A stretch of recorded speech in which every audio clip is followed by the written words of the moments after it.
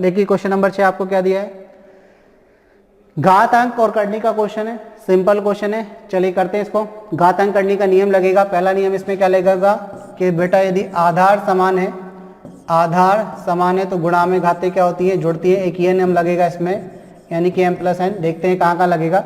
Second इसमें लगेगा यदि x की पावर m है और उसकी होल पावर क्या है, n है, तो ये हो जाता है x की पावर m इंटू n।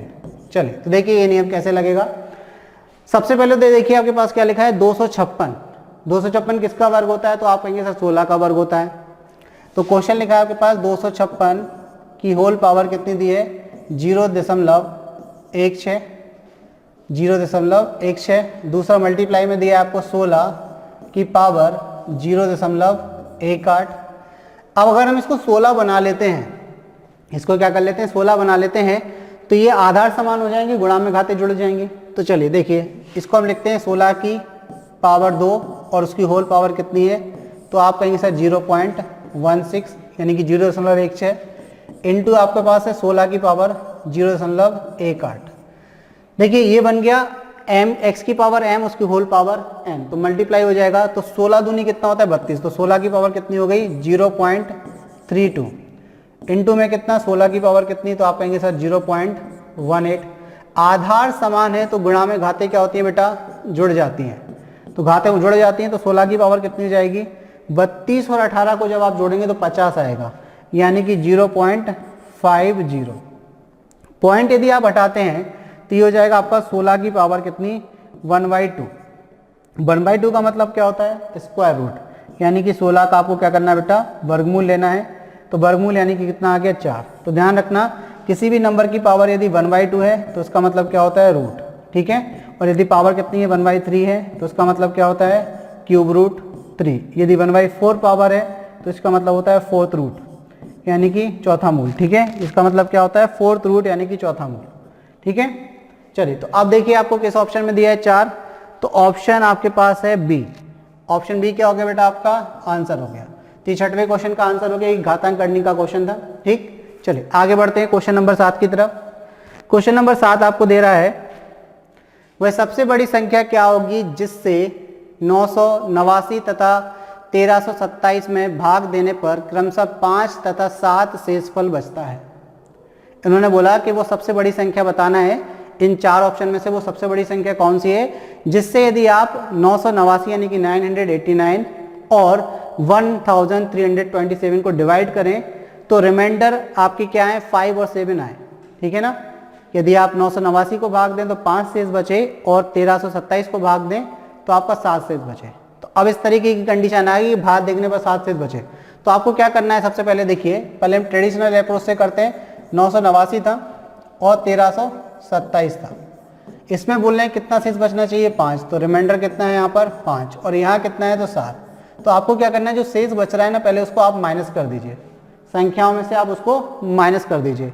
तो 9 में से 5 जाएगा तो आप कहेंगे सर 4, 984 हो गया, ठीक है। यहाँ माइनस करेंगे तो आप कहेंगे 1320 हो गया। अब आपको क्या करना है, इन दोनों नंबर्स का एचसीएफ ले लेना है। इन दोनों नंबर का क्या लेना है, एचसीएफ लेना है, क्योंकि इन्होंने बोला कि वो सबसे बड़ी संख्या बताएं जिससे यदि आप 989 को भाग दें तब शेषफल 5 बचे। तो अगर हम इसका 5 पहले ही निकाल लें और फिर एचसीएफ ले लें तो एचसीएफ वो संख्या होगी जो 984 को 1320 को कंप्लीटली डिवाइड करेगी, क्योंकि हम जानते हैं कि एचसीएफ क्या होता है, वो सबसे बड़ा फैक्टर यानी कि गुणनखंड होता है जो दी गई संख्या को पूर्ण रूप से विभाजित करता है, ठीक है। तो अब देखिए हम क्या भाग विधि से निकालते हैं, क्या एचसीएफ 1320 को सबसे पहले भाग किससे देंगे 984 से।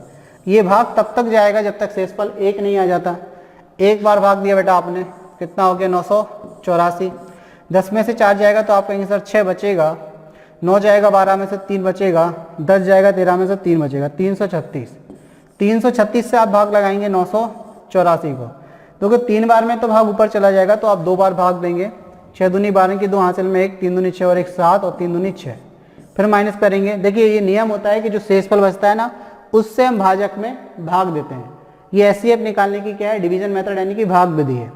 तो अब क्या करेंगे, यहाँ पर 2, यहाँ पर 1 बचेगा और यहाँ पर कितना 3, 312। 312 से किस में भाग लगाएंगे आप 336 में, क्योंकि जो आपका भाजक बनता जाता है ना उसको हम शेषफल से भाग देते जाते हैं। एक बार भाग जाएगा तो ये आपका हो गया 312। यहाँ कितना बचेगा तो आप कहेंगे सर 4, यहाँ कितना बचेगा तो 24। अब 24 से आपको भाग लगाना है किसमें, 312 में। तो हम भाग लगाते हैं भाई 24 एकम 24, ठीक है, कितना बचेगा तो आप कहेंगे 7 और 24 दिया 72। देखिए पूरा पूरा भाग चला गया। जब पूरा पूरा भाग चला जाता है तो अंतिम भाजक जो होता है, लास्ट डिवीजर जो होता है, वही आपका एचसीएफ होता है। तो ये अंतिम भाजक क्या हो गया आपका 24। तो हमने देखा कि भाई इन दोनों नंबरों का जो एचसीएफ आया वो क्या निकल कर आया 24। तो 24 वो संख्या है, वो बड़ी से बड़ी संख्या है जो 984 और 1320 को पूर्णतः विभाजित करेगी। लेकिन अगर आप 984 में वापस से 5 जोड़ दें तो ये क्या बनेगी 989, और जब आप 24 से भाग लगाएंगे तो शेषफल कितना बचेगा 5 बचेगा। इसी प्रकार अगर 1320 में आप 7 जोड़ दें तो ये क्या बनेगी 1327, और उसमें आप भाग लगाएंगे 24 से तो कितना शेषफल बचेगा 7 शेषफल बचेगा। तो वो बड़ी संख्या क्या आ गई बेटा, वो बड़ी संख्या हमारी निकल कर आ गई 24। यानी कि वो बड़ी से बड़ी संख्या क्या है 24 है, जिससे यदि आप किस में भाग लगाते हैं 989 और 1327 में, तो शेषफल क्रमशः 5 और 7 बचते हैं। किस ऑप्शन में दिया है आपको, ऑप्शन डी में। अब देखिए हमने बात की थी, ये तो हमारी ट्रेडिशनल अप्रोच हो गई। अब दूसरा तरीका क्या रहेगा बेटा, आप ऑप्शन से जा सकते हैं। मतलब आप क्या करें, संख्याओं में डायरेक्ट भाग लगा के देख लें। संख्या में क्या करें, डायरेक्ट भाग लगा के देख लें। जिस संख्या में भाग देने पर आपका शेषफल 5 और 7 बच जाए वो आपका आंसर। जैसे हमने एक ऑप्शन उठा लीजिए, 989 ले लिया हमने। अब हमने पहला ऑप्शन लिया ए, यानी कि 8 से भाग दीजिए। तो आप कहेंगे सर 8 एकम 8, 1 बचेगा 18 हो जाएगा, 8 दूनी 16, बिल्कुल 2 बचेगा 29। तो आप कहेंगे सर 8 तिया 24। तो बिल्कुल देखिए यहाँ पर शेषफल 5 बच गया बेटा। अगर इसमें शेषफल 5 बच गया तो 8 से तुरंत भाग लगाइए 1327 में, तो 8 हमारा आंसर हो सकता है। ठीक है, अब किस में भाग लगाइए 1327 में। 1327 में भाग लगाएंगे 8 से, तो आप कहेंगे सर 8 एकम 8, 5 बचेगा 52 हो जाएगा, 8 चिंग 48, 4 बचेगा। तो देखिए 8 5 40, बिल्कुल आपका यहाँ पर भी 7 बच गया। तो क्या फिर आप कहेंगे सर इसमें ऑप्शन पे टिक करके बढ़ जाएं, क्योंकि शेषफल तो दोनों में 5 और 7 बच गए, नहीं। तो अब ऑप्शन से यहाँ दिक्कत आपको ये आएगी। देखिए अगर आपके पास 2 ऑप्शन ऐसे आ रहे हैं, क्योंकि हमारा आंसर 24 है, तो ये बात कंफर्म है कि बड़ी से बड़ी संख्या पूछी गई है। तो फिर आपको क्या करना पड़ेगा, क्योंकि 8 का मल्टीपल गुणा 24 भी है, 32 भी और 16 भी है, तो पॉसिबिलिटी है कि 32 से भाग देने पर भी केस बन सकता है, पॉसिबिलिटी है। तो फिर आपको चारों ऑप्शन चेक करने पड़ेंगे अगर आपके पास ऐसे विकल्प आ जाते हैं तो, ठीक है ना। ऐसे विकल्प अगर आपके पास आ जाते हैं कि शेषफल आपका 8 से पूरा भाग जा रहा है, तो आपको फिर क्या करना पड़ेगा, फिर तो या तो डिविजिबिलिटी रूल चेक करिए या फिर आप सबके भाग लेकर देखिए। अब चूंकि आपको पता है कि 24 आंसर है और 8 से भी भाग जा रहा है, तो 24 भी देगा इसमें। इस प्रकार से हो सकता कि 32 से आप भाग लगाएं दोनों संख्याओं में, शेषफल आपको 5 और 7 ना मिले। हो सकता है 16 से भाग लगाएं तो ना मिले, और 24 से लगाएं तो भाग देने पर आपको आंसर, यानी कि इसमें 5 और 7 शेषफल बचे। अगर 2 केसेस में ऐसा होगा तो उन्होंने बड़ी से बड़ी पूछी है, तो फिर आप क्या करोगे 24 पर टिक करके आगे बढ़ जाओगे। लेकिन अब बात समझ में आ रही है कि अगर 2 ऑप्शन ऐसे मिल रहे हैं तो भाग देना, या तो आपकी कैलकुलेशन बहुत फास्ट हो कि आप तुरंत कैलकुलेट कर पाओ, ठीक है, वरना आपको सबसे अच्छा तरीका है कि माइनस करके एचसीएफ निकाल दीजिए, डायरेक्ट आंसर। क्लियर, चलिए आगे बढ़ते हैं बेटा अगले क्वेश्चन पे। क्वेश्चन नंबर 8 क्या कह रहा है, देखिए क्वेश्चन नंबर 8 कह रहा है कि 20 लड़कों का औसत वजन 89.4 किलोग्राम अंकित किया गया। बाद में यह हुआ कि एक मान 87 किलोग्राम के स्थान पर 78 किलोग्राम अंकित किया गया। तो सही औसत वजन आपको बताना है कितना है। देखिए सबसे पहले औसत जब आपको पढ़ाया गया था तो अब आपको बताया था कि 20 लड़के हैं। कितने लड़के हैं, 20 लड़के हैं। उनका औसत वजन कितना है, तो 89.4 kg, यानी कि 89.4 किलोग्राम है। अब 20 लड़कों का यदि औसत वजन 89.4 किलोग्राम है, तो सबसे पहली चीज आपको अपने दिमाग में क्या रखनी है कि हर एक बच्चे का वजन कितना मान के चलोगे आप, 89.4 किलोग्राम। क्योंकि औसत क्या करता है, औसत हर एक के वजन को इक्वेट कर देता है, वो ये बताता है कि हर एक का वजन 89.4 किलोग्राम है। अब बात हो रही है कि बाद में ज्ञात हुआ कि 87 किलोग्राम के स्थान पर 78 किलोग्राम लिख दिया, यानी कि लिखना था 87 kg का, लेकिन लिख दिया गलती से कितना, 78 kg का। तो बताइए ज्यादा लिख दिया कि कम लिख दिया, तो आप कहेंगे सर कम लिख दिया, क्योंकि हमें लिखना कितना था भाई, एक बच्चे का वजन 87 किलोग्राम लिखा जाना था, ठीक है, लेकिन लिख दिया कितना, 78 किलोग्राम। अब पहली बात तो ये है कि लिखना था 87, लिख दिया 78, मतलब कम लिखा। तब 78 लिखने पर औसत वजन कितना आया, 89.4, यानी कि 89.4 किलोग्राम आया। तो कितना कम लिखा, इन दोनों का डिफरेंस देखिए, तो 17 में से 8 जाएगा तो आप कहेंगे सर 9, 9 किलोग्राम वजन कम लिखा, 9 किलोग्राम वजन कम लिख रहा, इसका मतलब ये जो औसत है वो सही औसत नहीं है, यानी कि इससे बढ़कर औसत आना चाहिए, क्योंकि कम लिखा। अब आप कुल योग में अगर 9 किलोग्राम जोड़ेंगे तो औसत में वृद्धि होगी कि नहीं। तो सबसे पहले तो आप ऐसे ही ऑप्शन एलिमिनेट कर सकते हैं। कैसे कि जो भी ऑप्शन आपका 89.4 से कम है उसको आप हटा दीजिए। तो देखिए 89.4 से कम वाला तो आपको शायद ही दिखे, यहाँ पर एक ऑप्शन दिख रहा है, ऑप्शन बी 89.25 ये कम वाला है, तो ये आपका हट गया। 88.95 ये भी आपका हट गया बेटा, देखो 88 भी आपका कम है, दो ऑप्शन हट गए। अब हमारे पास बचा 89.55 और 89.85। अब इनमें से कोई हमारा आंसर होगा, या तो ए होगा या सी होगा। अब कैसे करें, तो हमें क्या करना है, इस 9 किलोग्राम को कितने लोगों में डिस्ट्रीब्यूट करना है, 20 लड़कों के बीच में डिस्ट्रीब्यूट करना है, मतलब 20 बच्चों में इस वजन को बांटना है। कैसे बांटेंगे, एक बच्चे को कितना मिलेगा, तो आप कहेंगे सर इसमें 20 से भाग लगा दीजिए, 20 2 से ये कटेगा 4.5 बार, और 4.5 में आप 10 से भाग लगाएंगे तो ये हो जाएगा 0.45 किलोग्राम, यानी कि हर एक बच्चे को अभी कितना मिलना है, 0.45 किलोग्राम वजन और मिलना है, यानी कि बढ़ना है उनका वजन। तो अब हर एक बच्चे का वजन कितना था पहले, तो आप कहेंगे सर 89.4 केजी था। तो अगर आपको उसको बढ़ाना है कितना है, तो 0.45 केजी आपको बढ़ाना है। कितना बढ़ाना है, 0.4 किलोग्राम यदि आपको बढ़ाना है, तो कैसे ऐड कर दीजिए बेटा इनको, तो 5 और ये 8.89.85 किलोग्राम हो जाएगा। क्योंकि आप जानते हैं कि एक बच्चे का वजन आप 89.4 किलोग्राम मान रहे हैं, और प्रत्येक में यदि आप कितने की वृद्धि कर रहे हैं, 0.45 किलोग्राम की वृद्धि कर रहे हैं, तो हर एक के वजन में भी उतने की वृद्धि हो जाती है, और वही औसत भी कहलाता है। तो हर एक का वजन मतलब वो औसत है। तो यहाँ पर जो सही औसत है वो कितना है, 89.85। किस ऑप्शन में दिया है बेटा, तो आप कहेंगे सर ऑप्शन हमको दिख रहा है ऑप्शन सी।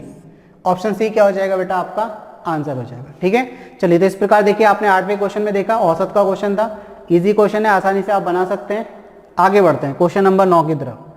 क्वेश्चन नंबर 9 क्या कह रहा है आपसे, क्वेश्चन नंबर 9 कह रहा है सरिता तथा जूली एक ही बिंदु से एक ही समय पर विपरीत दिशाओं में चलना प्रारंभ करती हैं।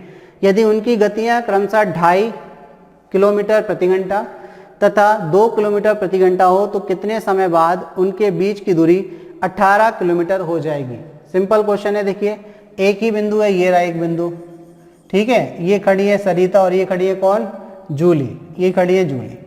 विपरीत दिशा में चलना प्रारंभ करती है, तो जूली जाती है इस दिशा में, तो सरिता जाती है इस दिशा में। ठीक है, एक ही बिंदु से ये क्या करती है बेटा, विपरीत दिशा में चलना प्रारंभ करती हैं, जबकि इन्होंने बोला है कि उनकी गति जो है वो क्रमशः कितनी है, तो सरिता की गति तो है 2.5 किलोमीटर प्रति घंटा, मतलब 1 घंटे में ये 2.5 किलोमीटर चली जाएगी।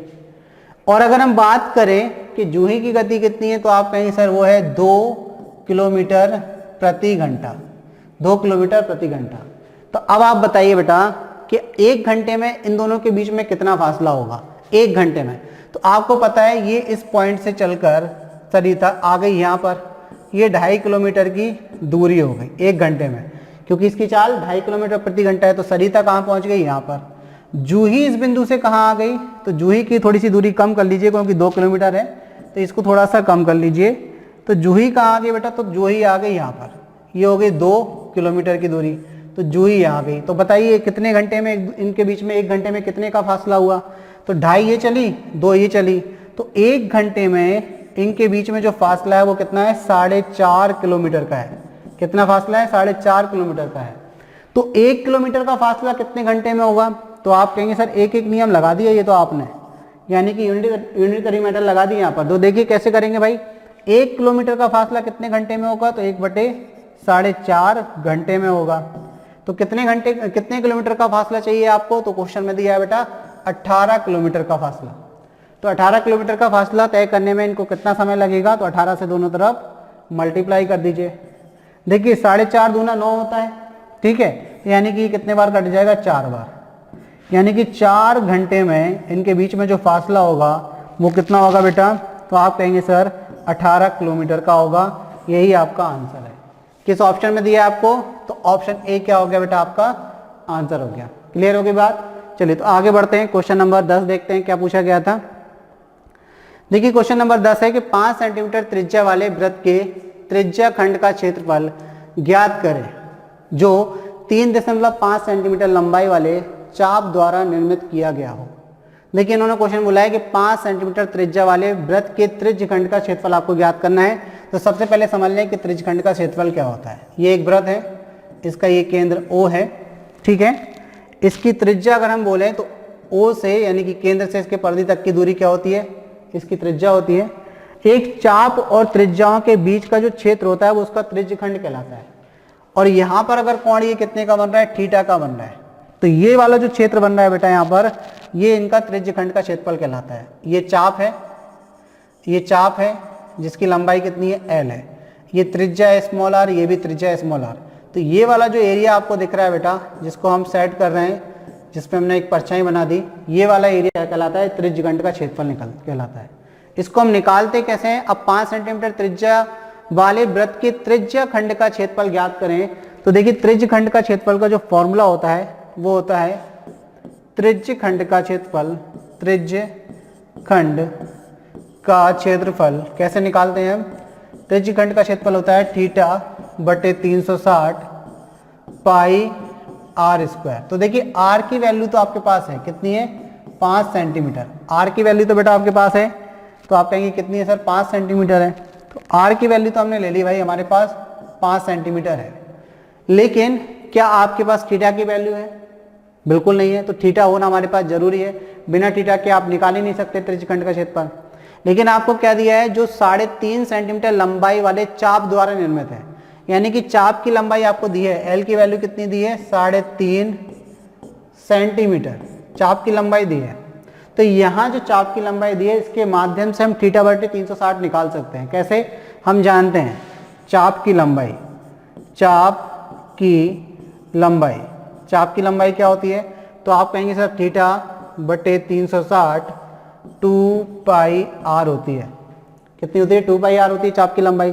तो देखिए थीटा की वैल्यू कितनी नहीं पता यहाँ भी, θ/360 चाप की लंबाई हमें कितनी दी, तो यहाँ पर 3.5 रख दीजिए आप, और यहाँ पर 2 और पाई।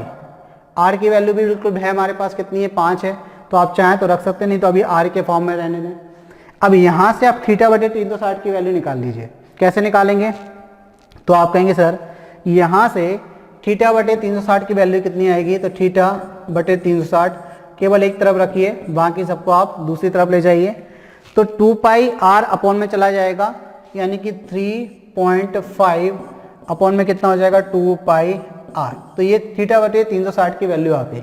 ये वैल्यू अगर हम कहाँ पुट कर देते हैं, इस फॉर्मूले में पुट कर देते हैं, तो r की वैल्यू हमारे पास है, θ/360 की वैल्यू भी है, कैंसिल आउट कर लेंगे तो हमारा त्रिज्यखंड का क्षेत्रफल आ जाएगा। तो चलिए अब हम बात करते हैं कि त्रिज्यखंड का क्षेत्रफल क्या होता है। तो देखिए त्रिज्यखंड का क्षेत्रफल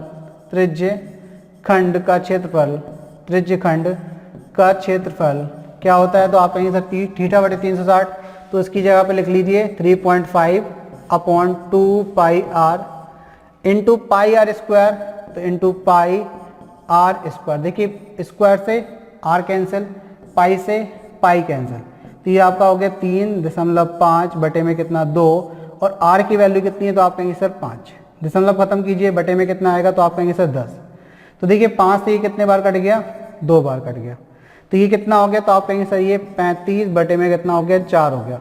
अब 35 बटे में 4 हो गया, तो आपको 35 को 4 से भाग लगाना है, बस सिंपल सी चीज़ हो गई।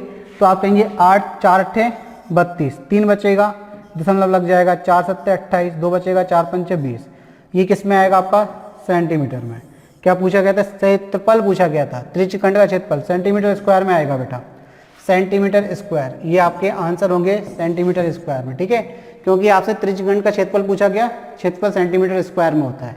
तो आपका आंसर क्या हो जाएगा बेटा, ऑप्शन डी। ऑप्शन डी क्या हो गया बेटा, आपका आंसर हो गया। क्लियर है बात। चलिए तो आगे बढ़ जाते हैं बेटा अगले क्वेश्चन की तरफ। क्वेश्चन नंबर 11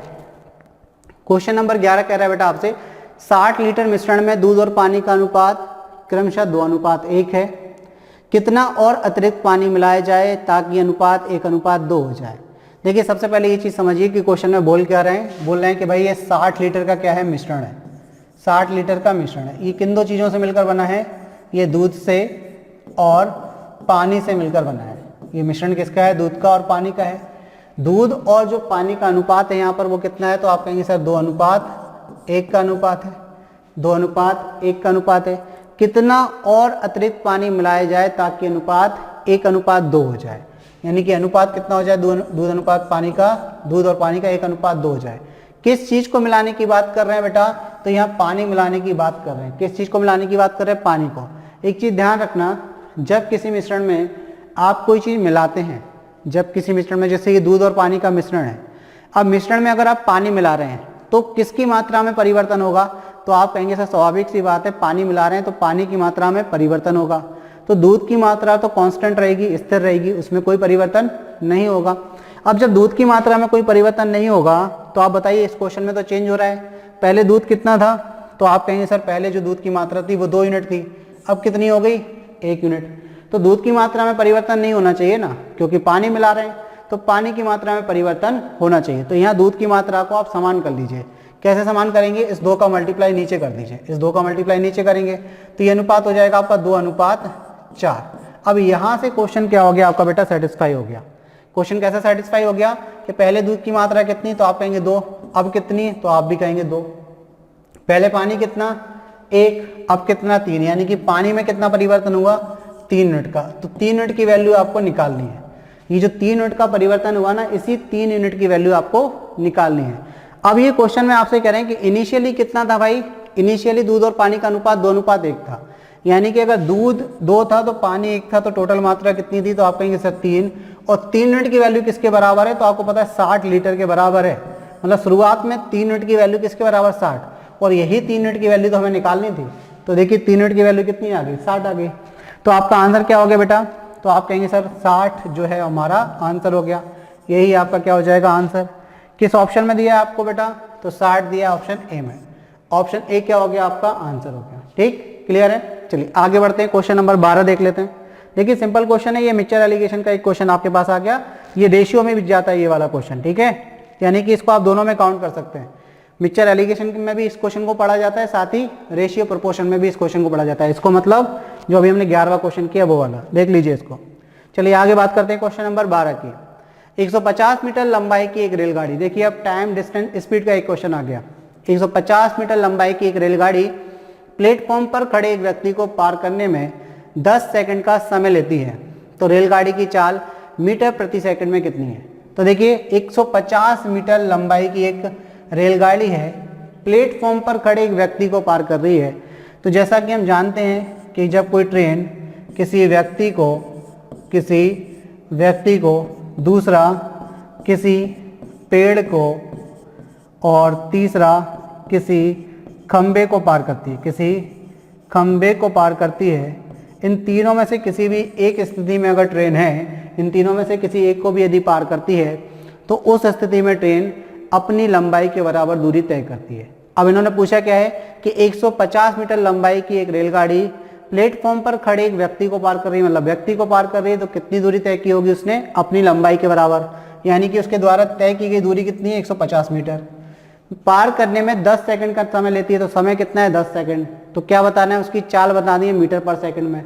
तो चाल क्या होती है, तो आप कहेंगे सर चाल होती है दूरी बटे समय। दूरी बटे समय क्या कहलाती है बेटा, चाल। तो दूरी कितनी तय की ट्रेन ने, 150, समय कितना लेती है, 10, तो चाल कितनी हो जाएगी, 15 मीटर प्रति सेकंड। और यही तो आपसे पूछा है मीटर प्रति सेकंड में। किस ऑप्शन में दिया है बेटा आपको, ऑप्शन बी में दिया हुआ है। तो ऑप्शन बी क्या हो गया आपका आंसर हो गया। आई होप आपको बात समझ में आई होगी, क्लियर है। चलिए तो अगला क्वेश्चन देखेंगे अगली क्लास में, यानी कि आज हमने 12 क्वेश्चनों का सॉल्यूशन किया। नेक्स्ट क्लास में हम अगले 12 क्वेश्चनों का सॉल्यूशन करेंगे, 12 या 13 जो भी आपके क्वेश्चन बचे इस पेपर में उनका सॉल्यूशन करेंगे। मिलते हैं नेक्स्ट क्लास में, तब तक के लिए गुड नाइट, धन्यवाद।